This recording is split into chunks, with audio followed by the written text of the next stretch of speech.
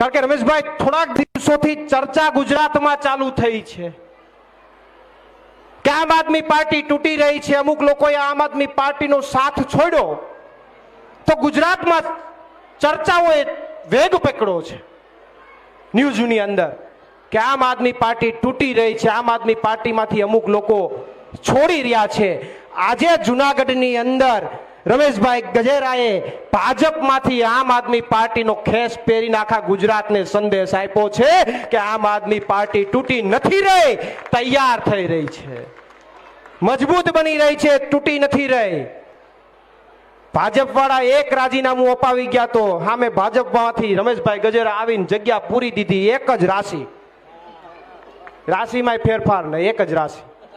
પિયુષભાઈ, હા, મને 2 દીથી મીડિયા પાછળ પડ્યું હતું, જગ્યા લ્યો, પુરાઈ ગઈ જગ્યા, આમાં થોડી જગ્યા રહી, આમાં તો આ તો રાજકારણ છે, આમાં તો ફટ લઈને પુરાઈ જાય। એટલે હું રમેશભાઈને આવકારું છું પાર્ટીની અંદર, અને ભાજપના હજી પણ બેઠેલા તમામ લોકોને હું કહું છું, જેટલા પણ નિષ્ઠાવાન લોકો એ છે એમને કહું છું કે હજી આવી જાઓ, આપણે બધા સાથે મળીને ગુજરાતના ખેડૂતો માટે પરિવર્તન તરફ આગળ વધીએ। જે ચાલી રહ્યું છે ત્યાં, જે ચર્ચાઓ ચાલી રહી છે, જે વાતો ચાલી રહી છે એને મુબારક, પણ રમેશભાઈ ગજેરા જેવા લોકો પણ હજી ઘણા બધા ભાજપમાં બેઠા છે ને અહીંયાથી આમંત્રણ ને નિમંત્રણ પાઠવું છે કે અહીંયા અમારી ટ્રેન ઊભી છે, આવી જાઓ, પછી આપણે ટ્રેનને સ્પીડ પકડાવી દઈએ।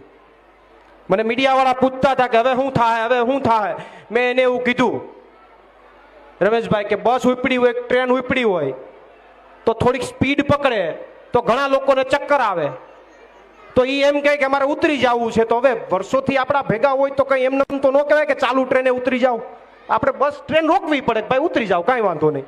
ઉતરે તો પછી બીજા 2-5 લોકો ત્યાં સારા માણસો ઊભા હોય તો એને આપણે કહીએ કે આવી જાઓ, તો એમ રમેશભાઈ આજે આવી ગયા। હવે રમેશભાઈ આવી ગયા છે તો હવે ટ્રેનને પાછું અમે સ્ટાર્ટ કરી દેશું ને ટ્રેન ગાંધીનગર પહોંચવાની છે, એ ફાઇનલ છે, એ રોકાવાની નથી।